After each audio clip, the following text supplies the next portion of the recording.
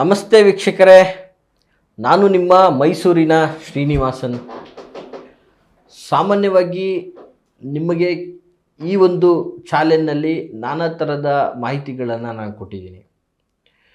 ಈ ಒಂದು ವಿಡಿಯೋದಲ್ಲಿ ಬಹಳ ಅತಿ ಸೂಕ್ಷ್ಮವಾದಂತಹ ಒಂದು ವಿಷಯವನ್ನು ನಾನು ಈ ವಿಡಿಯೋದ ಮೂಲಕ ತಿಳಿಸ್ಲಿಕ್ಕೆ ಇಷ್ಟಪಡ್ತಾ ಇದ್ದೀನಿ. ಏನಪ್ಪ ಅಂತಂದರೆ, ಸಾಮಾನ್ಯವಾಗಿ ನಿಮ್ಮನ್ನು ನೋಡ್ತಿದ್ದ ಹಾಗೆಯೇ ನಿಮ್ಮ ಮೇಲೆ ಪ್ರೀತಿ, ವಿಶ್ವಾಸ, ಒಲವು, ಜೊತೆಗೆ ನಿಮ್ಮವರು ನಾವು ಅಥವಾ ನಮ್ಮವರು ನೀವು ಅನ್ನುವಂತಹ ಒಂದು ಭಾವನೆ ಸೃಷ್ಟಿಯಾಗುವಂಥದ್ದು.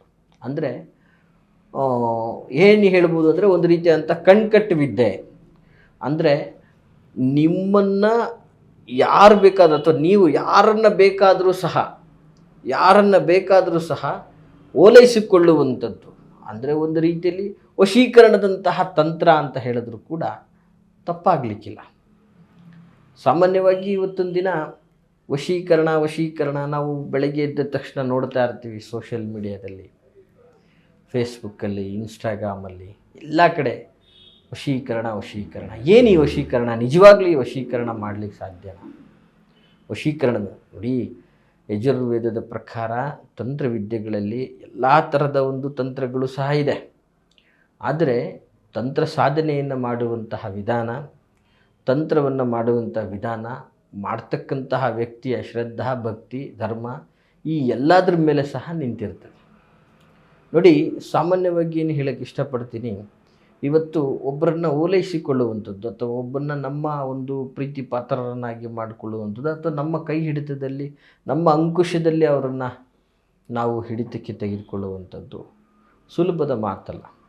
ಸಾಮಾನ್ಯವಾಗಿ ಈ ಥರದನ್ನೆಲ್ಲ ನಾವು ಯಾವ ಸಂದರ್ಭದಲ್ಲಿ ಮಾಡ್ತೀವಿ ಅಂದರೆ, ಒಂದು ಅತಿಯಾದಂತಹ ಪ್ರೀತಿ, ಯಾರ ಮೇಲಾದರೂ ಅತಿಯಾದಂತಹ ಪ್ರೀತಿಯಾದಾಗ ಆ ಪ್ರೀತಿಯನ್ನು ದಕ್ಕಿಸ್ಕೊಳ್ಳಲಿಕ್ಕೆ, ಅಥವಾ ಒಂದು ಯಾವುದೋ ಒಂದು ಜಮೀನು, ಆಸ್ತಿ ಇತ್ಯಾದಿ ಅದು ನಮಗೆ ಬೇಕು ಅನ್ನುವಂಥ ವ್ಯವಸ್ಥೆಯಲ್ಲಿದ್ದಾಗ ಅದನ್ನು ದಕ್ಕಿಸ್ಕೊಳ್ಳಲಿಕ್ಕೆ, ಅಥವಾ ವಿಪರೀತ ದ್ವೇಷ, ಅವ್ನಿಗೇನಾದರೂ ಮಾಡಬೇಕು, ಅವ್ನು ನಮ್ಮ ಕಂಟ್ರೋಲಿಗೆ ತೊಗೊಂಡು ನಾವೇನಾನ ಮಾಡಬೇಕು ಅನ್ನುವಂಥ ವ್ಯವಸ್ಥೆಗೆ ಬಂದಾಗ ಈ ಥರದ ಒಂದು ಆಲೋಚನೆಗಳು ಸೃಷ್ಟಿಯಾಗ್ತದೆ. ಸೊ ಹೀಗೆ ಸಾಮಾನ್ಯವಾಗಿ ಈ ಒಂದು ಓಲೈಸಿಕೊಳ್ಳುವಂಥದ್ದು ಅಂದರೆ ಎಲ್ಲ ರೂಪದಲ್ಲೂ ಕೂಡ ಆಗ್ತದೆ. ಪ್ರೀತಿಯಲ್ಲಿ ಓಲೈಸಿಕೊಳ್ಳುವಂಥದ್ದಾಗಿರ್ಬೋದು, ವ್ಯಾವಹಾರಿಕವಾಗಿ ಉದ್ಯೋಗವನ್ನು ನಾವು ನಮ್ಮ ಒಂದು ಇಷ್ಟಪಟ್ಟಂತಹ ಒಂದು ಉದ್ಯೋಗವನ್ನು ಓಲೈಸಿಕೊಳ್ಳುವಂಥದ್ದಾಗಿರ್ಬೋದು, ಅಥವಾ ಇಂತಹ ಮನೆ ಹೀಗೆ ಇದೇ ಮನೆಯನ್ನು ನಾನು ಬರಮಾಡಿಸ್ಕೋಬೇಕು ಅನ್ನುವಂತಹ ವ್ಯವಸ್ಥೆ ಆಗಿರ್ಬೋದು, ಅಥವಾ ಬಂಧು ಮಿತ್ರರಲ್ಲಿ ಆಗಿರ್ತಕ್ಕಂತಹ ವ್ಯಾಜ್ಯಗಳಿಂದ ಅವರು ದೂರ ಆಗಿರ್ತಕ್ಕಂಥವರು ನನ್ನ ಹತ್ತಿರ ಬರಬೇಕು, ನನ್ನ ಅಧೀನದಲ್ಲಿರಬೇಕು, ನನಗೆ ಅವರು ವಶೀಕರಣ ಆಗಬೇಕು ಅನ್ನುವಂಥದ್ದಾಗಿರ್ಬೋದು. ನೋಡಿ, ಈ ಎಲ್ಲವೂ ಕೂಡ ಒಂದು ಸಾತ್ವಿಕವಾಗಿ, ಯಾವುದೇ ತಂತ್ರಗಳಾದರೂ ಕೂಡ ಯಾವುದೇ ಒಂದು ತಂತ್ರಗಳನ್ನು ಸಾತ್ವಿಕವಾಗಿ ಬಳಸ್ಕೊಂಡ್ರೆ, ಒಳ್ಳೆಯ ವಿಚಾರಕ್ಕೆ ಬಳಸ್ಕೊಂಡ್ರೆ, ಜೀವನದ ಅಭಿವೃದ್ಧಿಗೆ, ಜೀವನದ ಒಂದು ವ್ಯವಸ್ಥೆಗೆ ಅಳವಡಿಸ್ಕೊಂಡ್ರೆ ಆ ತಂತ್ರಗಳು ಎಲ್ಲವೂ ಕೂಡ ಖಂಡಿತವಾಗಿ ಒಳ್ಳೆಯದನ್ನು ಮಾಡ್ತದೆ. ತಂತ್ರಗಳು ರಿಸಲ್ಟನ್ನು ಕೊಡ್ತಾರೆ. ನೀವು ಅಂದ್ಕೊಂಡಂತಹ ಕಾರ್ಯ, ಇಚ್ಛಿತ ಕಾರ್ಯ ಯಶಸ್ವಿ ಆಗುವಂತಹ ವ್ಯವಸ್ಥೆಗೆ ಹೋಗ್ತದೆ. ಸೊ ಆ ರೀತಿಯಲ್ಲಿ ಮಾಡಬೇಕಾಗ್ತದೆ. ಸೊ ಅಂಥದ್ರಲ್ಲಿ ಏನಪ್ಪ ಈ ಒಂದು ತಂತ್ರ? ಇದನ್ನು ಮಾಡೋದ್ರಿಂದ ನಿಜವಾಗಿಯೂ ಕೂಡ ನಾವು ಓಲೈಸ್ಕೋಬೋದಾ, ನಾವು ಎಲ್ಲ ಕಾರ್ಯ ಸಾಧನೆ ಮಾಡ್ಕೋಬೋದಾ ಅನ್ನುವಂಥದ್ದಿರುತ್ತೆ. ನೋಡಿ, ಕೆಲವೊಬ್ಬರ ಜನ್ಮಜಾತಕ, ಗ್ರಹಗಳ ಬಲ, ನಕ್ಷತ್ರಗಳ ವ್ಯವಸ್ಥೆಗಳು ಕೂಡ ಇದನ್ನು ವ್ಯವಸ್ಥಿತವಾಗಿ ನೋಡಬೇಕಾಗ್ತದೆ. ಆದರೂ ಎಲ್ಲದಕ್ಕೂ ಮೀರಿದಂಥ ಒಂದು ತಂತ್ರ ವ್ಯವಸ್ಥೆ ಅಂತಕ್ಕಂಥದ್ದು ಬಹಳ ಸುಲಭವಾದಂತಹ ತಂತ್ರಗಳು ಕೆಲವೊಂದು ಬಾರಿ ತುಂಬ ಅದ್ಭುತವಾದಂತಹ ರಿಸಲ್ಟನ್ನು ಕೊಟ್ಬಿಡುತ್ತೆ. ಈ ತಂತ್ರ ವ್ಯವಸ್ಥೆಯಲ್ಲಿ ಈ ಒಂದು ವ್ಯವಸ್ಥಿತವಾದಂತಹ ಕಾರ್ಯವನ್ನು ಮಾಡಲಿಕ್ಕೂ ಮುನ್ನ ನಿಮ್ಮ ಮನಸ್ಸು ಶುದ್ಧಿ ಇರಬೇಕು. ಮನಸ್ಸು ಶುದ್ಧಿ ಇದ್ದು, ನಿಮ್ಮ ಉದ್ದೇಶ ಕರೆಕ್ಟಾಗಿದ್ದು, ಕರೆಕ್ಟಾದಂಥ ಕ್ರಮವನ್ನು ಫಾಲೋ ಮಾಡಿದ್ದೆ ಆದರೆ ಖಂಡಿತವಾಗಿಯೂ ಒಳ್ಳೆಯದಾಗ್ತದೆ. ನೋಡಿ, ಕೆಲವೊಂದು ಬಾರಿ ಏನಾಗ್ತದೆ, ಇಷ್ಟಪಟ್ಟಂತಹ ವ್ಯವಸ್ಥೆ ನಾಶ ಆಗಿರ್ತದೆ, ನಿಮ್ಮದೇ ಆದಂಥ ಆಸ್ತಿ ಪಾಸ್ತಿಗಳು ಕೈ ಬಿಟ್ಟು ಹೋಗಿರ್ತದೆ, ನಿಮ್ಮ ಅಣ್ಣ ತಮ್ಮಂದಿರೇ ನಿಮ್ಮ ಒಂದು ವ್ಯವಸ್ಥಿತವಾದಂಥ ಪ್ರೀತಿ ಪಾತ್ರರಿಂದ ದೂರವಾಗ್ಬಿಟ್ಟಿರ್ತಾರೆ. ಮತ್ತು ಕುಟುಂಬದ ವ್ಯವಸ್ಥೆ, ತಂದೆ ತಾಯಿಗಳ ಆತ್ಮೀಯತೆ, ಪ್ರೀತಿ, ಭಾವನೆ ಸಿಗ್ತಾ ಇರಲ್ಲ. ಮತ್ತು ಎಲ್ಲಕ್ಕಿಂತ ಹೆಚ್ಚಾಗಿ ಈ ವಶೀಕರಣದಂತಹ ತಂತ್ರಗಳು ಏನಾಗ್ತದೆ, ಪರಸ್ಪರ ಒಂದು ರೀತಿಯಾದಂತಹ ಕೆಟ್ಟದ್ದು ಅನ್ನುವಂತಹ ಭಾವನೆ ಸೃಷ್ಟಿಯಾಗ್ಬಿಟ್ಟಿದೆ. ವಶೀಕರಣ ಅಂದ್ರೇ ಕೆಟ್ಟದ್ದು, ಈ ರೀತಿಯಾದಂತಹ ವ್ಯವಸ್ಥೆಗೆ ಹೋಗ್ಬಿಟ್ಟಿದೆ. ಒಬ್ಬರನ್ನ ಓಲೈಸ್ಕೊಳ್ಳುವಂಥದ್ದು, ತಂತ್ರ ವಿಚಾರಗಳನ್ನು ಮಾಡತಕ್ಕಂಥದ್ದು ನಿಮ್ಮ ಜೀವನದ ಒಳ್ಳೆಯ ಉದ್ದೇಶಕ್ಕಾಗಿ ಮಾಡಬೇಕು. ಸೊ ಹಾಗಾದರೆ ಯಾವುದು ಈ ತಂತ್ರ? ಒಳ್ಳೆಯ ಉದ್ದೇಶಕ್ಕೆ ಉಪಯೋಗಿಸ್ಕೊಂಡು ಮಾಡುವುದಾದರೆ ಯಾವ ರೀತಿಯಲ್ಲಿ ಮಾಡ್ಬೋದು ಅನ್ನುವಂಥದ್ದು ವೀಕ್ಷಕರೇ ಬಹಳ ಸುಲಭವಾದಂತಹ ಕಾರ್ಯ. ಬಹಳ ಅದ್ಭುತವಾಗಿ ನಿಮ್ಮ ಪರಿಸರದಲ್ಲಿ ಸಿಗುವಂತಹ ವಸ್ತುಗಳು, ನಿಮ್ಮ ಜೀವನದ ವ್ಯವಸ್ಥೆಗೆ ಬೇಕಾದಂತಹ ಪದಾರ್ಥಗಳು ಎಲ್ಲ ರೀತಿಯಿಂದಲೂ ಮಾಡುವಂತಹ ತಂತ್ರ ಇದು.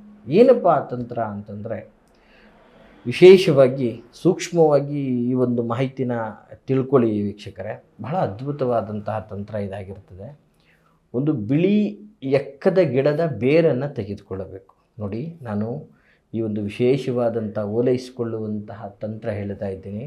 ಬೇಕಾದರೆ ನೋಟ್ ಮಾಡ್ಕೊಳ್ಳಿ, ಮತ್ತು ಮತ್ತೊಂದು ಬಾರಿ ನೀವು ಕೇಳಬೇಕು ಅಂದರೆ ವಿಡಿಯೋವನ್ನು ರೀಕಾಲಿಂಗ್ ಮಾಡ್ಕೊಳ್ಳಿ.